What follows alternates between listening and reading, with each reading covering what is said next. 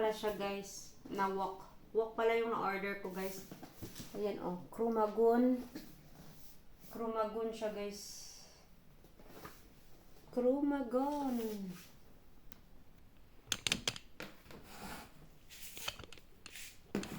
Ganda ng wok guys. Ganda niya guys. Excited na ako siya gamitin. Ayan, wok. Krumagun. Idle roast fry. Ayan, tsura niya guys. Oh. Stainless steel. Ano to? Gusto ko yung made in Germany. Made in Germany kaya to. Kasi gusto ko yung made in Germany guys. Let's see nga kung made in Germany. Ayan. Saan ang nakalagay? Parang hindi made in Germany ah. Kieselingsteige, Germany. Induction,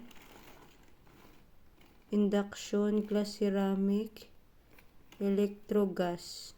Induction. So, hindi pala siya pwede. Hindi pala siya pwede guys dito. Try ko nga dito kung gumagana sa aming lutuan. Try ko nga siya. Pag hindi siya gumagana, ibalik ko yan.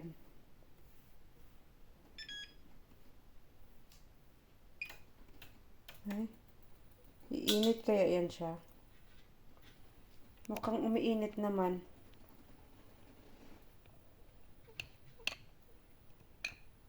Ayan, try natin. Tanggalin natin yung takip.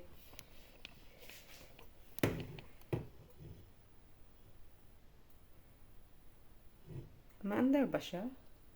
O hindi naman eh. Ayan, umiinit konti.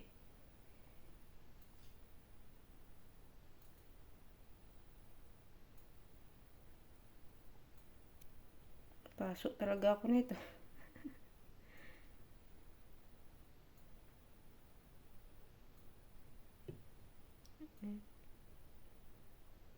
Ayan, mainit sa konti guys. Ayan, mainit. Okay. So, alam ko na. Gumagana siya guys. Takpan natin siya ulit. Ayan, wala na gasgas. Anong nangyari dyan? Parang may gasgas naman. Dito banda oh. Yung gilid niya may gasgas.